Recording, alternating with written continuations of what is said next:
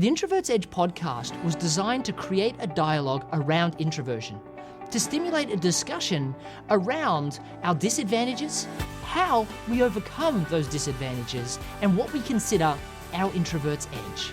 Together, we're finally going to confront the stigma around introversion, showing that we're not second-class citizens, we're just different, and we need to embrace that. Hello everyone, and welcome back to the Introvert's Edge, and I'm ecstatic to welcome back David Mann, who's been giving you some unbelievable value in the first session, and he tells me he has strategies upon strategies around how introverts can be successful in, well, really business and in life. So with no further ado, John, welcome back to the show. Great to be back.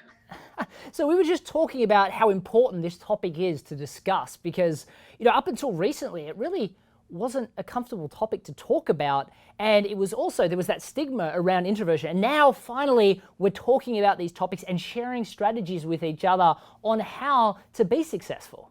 Absolutely. I think it's true. I think it's something we didn't, until we really identified it, it was just this murky thing that we didn't quite know what it was. I totally agree. And look, I'd love, let's get our hands dirty and let's go into some of those strategies that have really helped you. Just before this, I delineated a list, like I said, of 7 strategies. So the number one is give yourself permission to be introverted. And, I think that, I think Susan Cain's book was a big part of this. I think your book does an amazing job of talking about you say boldly that introverts make the best salespeople, which is right there a mind-boggling statement, makes your brain explode. And then you go on to show how and why that's true. I think that the very first strategy is to give yourself complete permission to be this person who is more comfortable in an introvert setting than in an extrovert setting. And I think strategy number 2 is to understand what that means and what it doesn't mean. I said this in our first session, but I think that it isn't a black and white thing, like, you're an introvert or you're an extrovert. There can be shades of both depending, as you were saying earlier, on the situation, on the context, on the dynamic. That's certainly been my experience. And it took me, honestly, decades to kind of figure out why I was exhausted after certain situations. And so I think a huge strategy is give yourself permission. Your book does that. Susan's book does that. The Go Giver book people come back and tell us, you've given me permission to believe that I can do business in this way and that it actually can be effective as a giving person. So I think it's permission is a big thing. And number 2 is to understand what introversion is and what it isn't. I think my third strategy is to be kind to yourself and be kind to others. It's not very brilliant. It's not very complex. But when I say be kind to yourself, it's kind of like figure out where your strengths are, figure out what works for you and what doesn't. And it's like permission. It's like, don't beat yourself up about it. Don't try to push your fingers through a keyhole and try to make yourself into something you're not and get down on yourself for how you are. It's like, be generous to yourself because you're fine, because you've got strengths. Don't interpret them as weaknesses. You've got abilities, don't interpret them as deficiencies. So I think, just to start with the guideline and to be kind to yourself and then sort of play out how that applies. I think it's very useful. It took me a long time to figure that out. I constantly will judge myself. I think every introvert does. So it's so important to just give yourself permission to be you. I mean, you don't have to be perfect. As a matter of fact, no one wants to work with someone that's perfect. And also, a big part of that is don't measure yourself up to somebody else. Don't try to fit yourself into the mold of what you see in someone else that you admire. Go ahead and admire that person. Work with that person. You might even marry that person. You don't have to be that person. That's not your job. My 4th strategy is to find your medium, and that's not singular. Find your media. Find your channels, if you will, where you work effectively, where you work powerfully and comfortably and effectively, and let yourself shine in those channels. So, for example, myself, I don't do phone calls. I just don't It took me a long time to figure this out. I don't do phone calls. People will email me and say, hey, listen, I would love to just bend your ear, just tap your brain for like 15 minutes. Do you have time to just... And I very politely and gently and firmly say, I'm sorry, no, I don't have time to do that. I will happily have an email exchange with you. And I will correspond on email till the cows come home. And I do a lot of email correspondence with people. When people contact me, people out of the blue that I don't know at all, that I have nothing to gain from, they're readers of a book or whatever. And they say, I want to write a book. I want to publish a book. I want to do this or that. I want your advice on something. Would you have 15 minutes? People always say 15 minutes, like that's going to really happen. And it always takes 45. Do you have just 15 minutes, which takes an hour? If you got just 15 minutes in the phone, and I say, I'm so sorry, I don't do that. That's not what I do. I will gladly email you, and I will email them back pages of my views, of my thoughts, of my advice. I'll email generously, because you know why? That doesn't drain me. In fact, that nourishes me. I'll write a 4-page email, and when I'm finished, I'm ready to go work on my book. Yeah. But if I'll get off a 20-minute phone call, and I'm like, oh man, I am like totally off track now. I've lost my concentration. It's like, I don't even know I got to go make three cups of coffee, and it's going to make me buzz. And it doesn't work for me. It knocks me off my game. I finally know that. And so I don't do it. And I do what works. And what I've found is that that's okay with people. I mean, I'm sure it's not with a few. I'm sure there are people who said, guy's got a big head. He's like too busy to talk to a little person like me. It's not that. I don't have a big head. I just don't do well with phone calls. So, well, when you're trying to sell to somebody, you'll take a call if you need to. But when somebody's asking you for advice, they've got to choose your communication method. I mean, I remember I judged Angel Hack and I mentored the group afterwards. And I said to them, when you're ready for me to mentor you, pick up the phone and call me and we'll set up a time. Now, I'm a phone call person because I had a reading speed of a 6th grader. It's why I worked with Derek Lewis to help me create the book, right? I have a lot of thoughts and I like to vocalize them. Now, that doesn't mean it doesn't drain me. It does, but I just happen to not be able to write and read very quickly either. And I have to write it and then listen to it and write it and listen to it. It's why my blogs are so good, but it takes me a lot of time. So when he reached out to me and he then sent me an email saying, what times would work better for you? And I said, I told you to call me to book in a time. Please call me to book in a time. He then sent me a doodle invite to say, because he was an introvert too, a doodle invite to pick the times that work for me. And I said, this is the last time I'll respond via email. Pick up the phone and call me to book in a time or I'm no longer your mentor. And he called me, he's like, Matt, why did you have such a hard time? And I said, because my job's to teach you how to sell.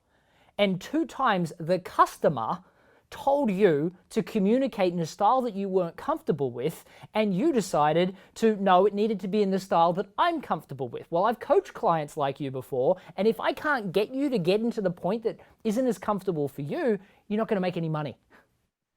Years ago, I was in a relationship with a guy, business relationship with a guy where he was a publisher for a magazine and I was the editor-in-chief. So we were like, producer and director of a film. And this was a guy who loves the phone. He could just live on the phone. He fills phone calls with words like you fill a bathtub with water.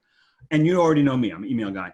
He would want to get on the phone with me and I would try to email him back. And I almost had to quit. He almost had to fire me. I mean, I would sit and I would stew for like an hour or two would tell my wife, I can't, he's like, we're like loggerheads. I finally realized I had to just call him. I had to just get on the phone with him. And this is a little bit like you in blogs. I can do that. What I have to do is I have to just put the afternoon aside and I have to just know that I'm not going to get anything else done. I can't get any writing done. I'm just going to have to have a cup of coffee, block out some time, get on the phone and just be ready to be on the earbuds and just go. I can do it. I'm tired afterwards. My afternoon is shot. But when the situation calls for it, I'll absolutely do it. It's just not my channel. I'd rather not if I can avoid it. And I think it's important that everybody understands that. They've got to understand when they're selling, they have to choose one method. When they're the customer, they can choose another. And sometimes you have to bring somebody into your method. So you had a conversation, and how did that go? And can I just give you an example of this?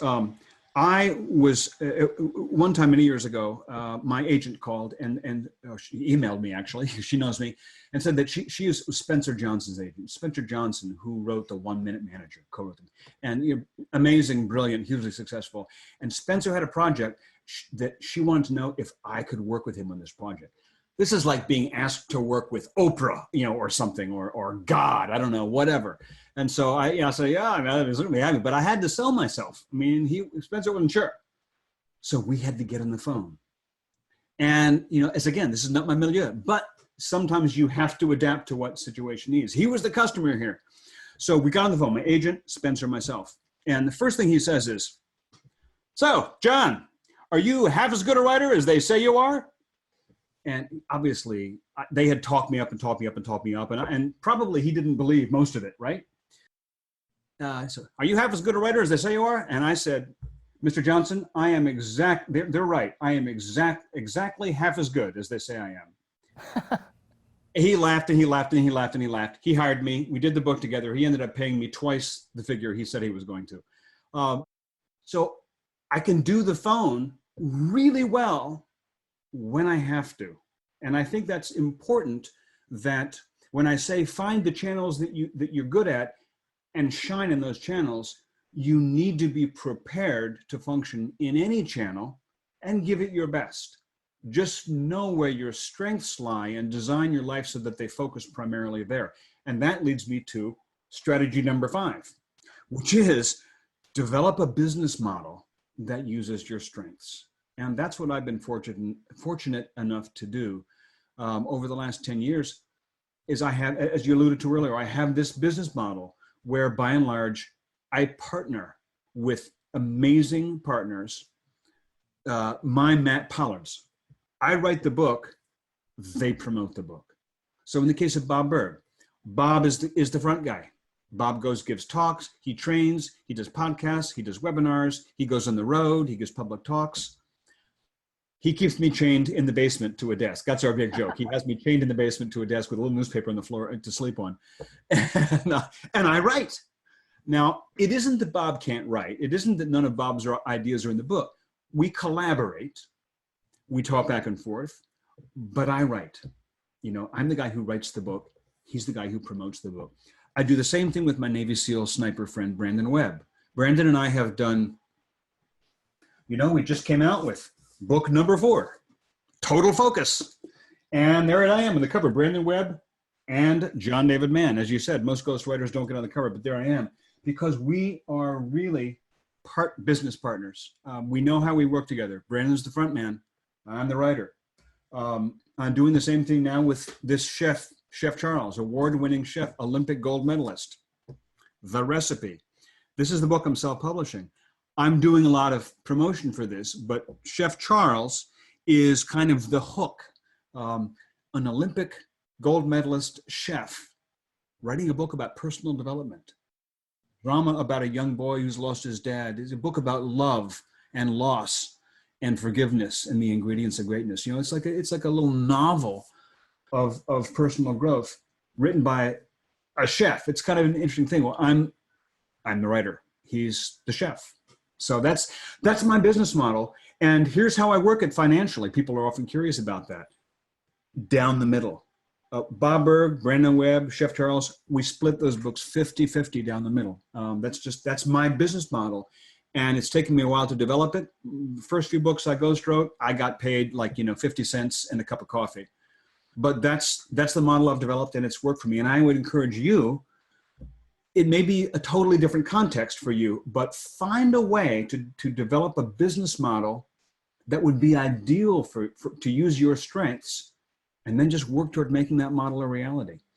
I think that's a great piece of advice, because I think a lot of people try and build a business model around what they've seen in the industry. And, ghostwriters generally will charge for the book, and then they have no relationship, where you've created these partnerships and now you're a sought after author because the partnerships worked. So the residual income for those, I get royalties, for the life of the book, if the book earns royalties, which, a successful book will do. yeah, definitely. So I know you've got a couple of other quick strategies. I just don't want to miss out on anyone.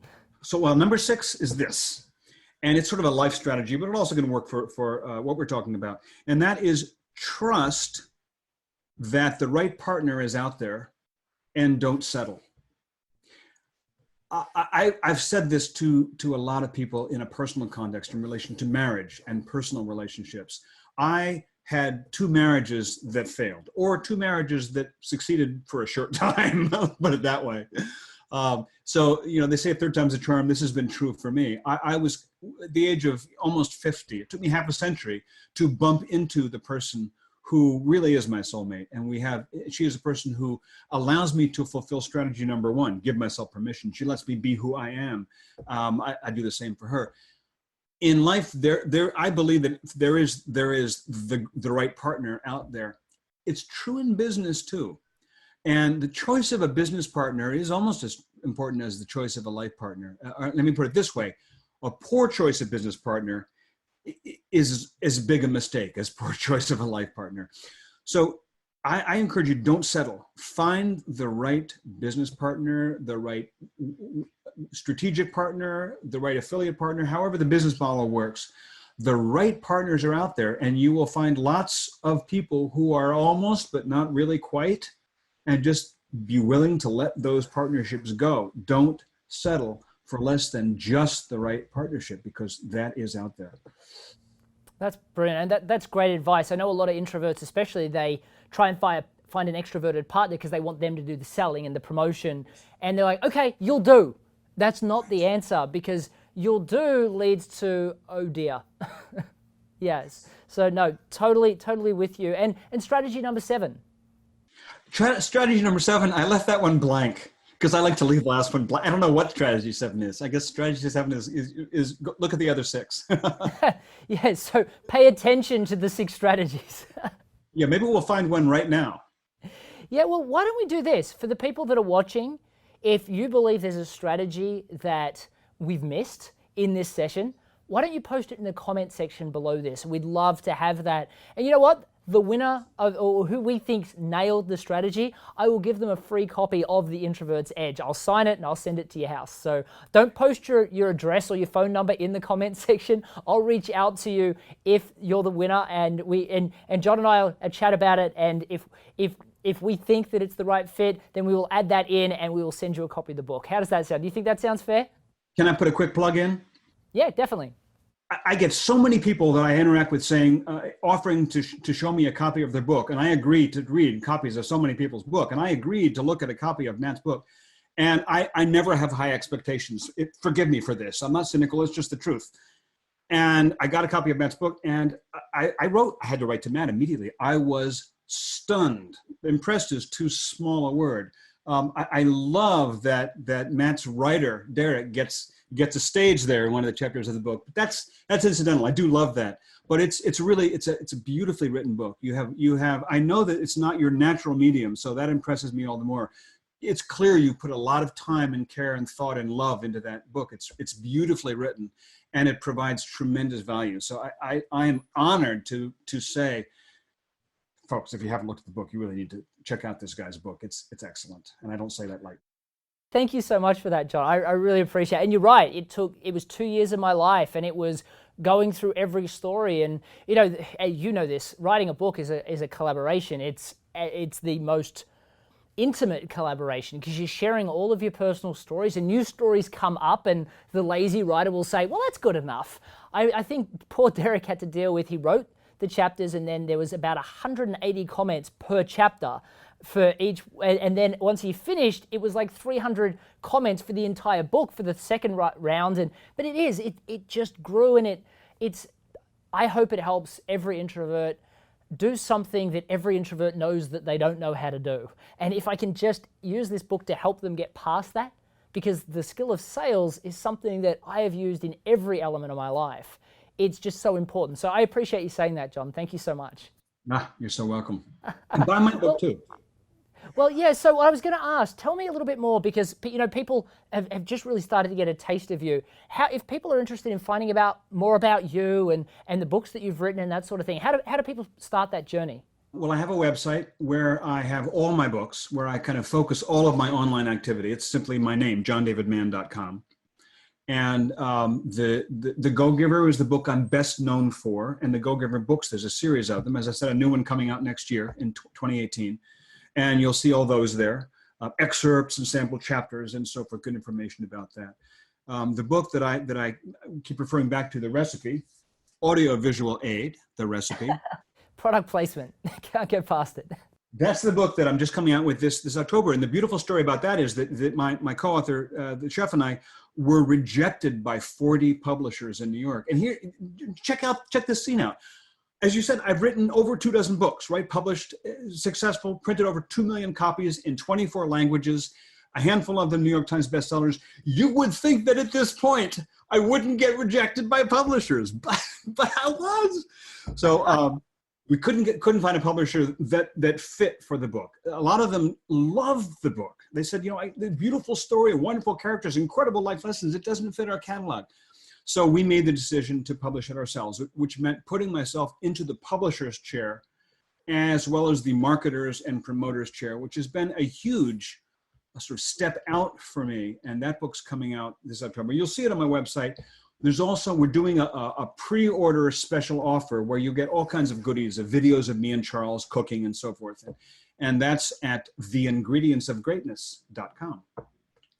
Well, I urge everyone to check out that book, because his co-author is an amazing story as well. And I was lucky enough to have a chat with John about it, and I won't give it away, but check into the details of that book, and also go to, and it's John David Mann, MANN.com. But if you're enjoying this content, please help us help more introverts by subscribing and posting a review so that it goes up the iTunes charts and more introverts just like you find it and start obtaining more success in both business and in life. But thank you again for joining me today, and I look forward to seeing you in the next one. I'm Matthew Pollard, the author of The Introvert's Edge to Networking. I'm on a mission to help introverts to be proud of who we are. For the first time, you'll learn a process for networking that feels comfortable and authentic to you as an introvert. A process that doesn't feel salesy or awkward in any way. I saw at least half of my board members, 3 in particular that I can think of, that now are so comfortable in literally going up to people at events. All of a sudden, I can see the confidence. Most of the networking books and literature out there really focus on hardcore tactics designed for extroverts. As introverts, we're different, and we need to embrace that. We need a system that allows us to channel our natural introverted strengths into the networking room. You will learn how to be successful at face-to-face networking and a masterful online networker on your terms. It's beautifully written, and it provides tremendous value. So I am honored to say, folks, if you haven't looked at the book, you really need to check out this guy's book. It's excellent. It gives you that confidence to truly be yourself, knowing that you're going to be presenting yourself in a way that is authentic and will also really resonate with the person that you're talking with. One of the things you'll love about The Introvert's Edge to Networking is it's jam-packed full of more than 20 stories of introverts just like you. People that have likely started in much tougher spots than where you are right now, and how they've leveraged the strategies that you'll be learning to obtain phenomenal career and small business success. I was about to give up on my business. The results started coming in right away. In fact, a year later, the Chamber of Commerce awarded me the Business of the Year. You need to go read his book, because everything he does is what people need, whether they're an introvert or not. I've been fortunate to receive endorsements from some exceptional introverts like Neil Patel and Ivan Meisner, the founder of the world's largest networking group, BNI. What I love about The Introvert's Edge is that it talks about the things that make an introvert successful. The Introvert's Edge to Networking is going to destroy all of the barriers that you have around whether success in networking is possible for you. Now I'm up to kind of 5 figures, triple my prices or more. It was like the deals just kept coming in, and It was incredible. Like, I had never seen anything like it before. I was able to triple my revenue, and that's happened within 6 months. We've gone from 10 million a year to 20 million a year. I wrote The Introvert's Edge to Networking after the success of the first in the Introvert's Edge series, which focused on sales. I decided that it was just as important, perhaps even more so, that we had a networking book that was designed to help us as introverts dominate in the networking room and in online networking, that was specifically written for us. So if you're an introvert, don't delay. Head to theintrovertsedge.com/networking to get access to the first chapter of my new book completely for free today.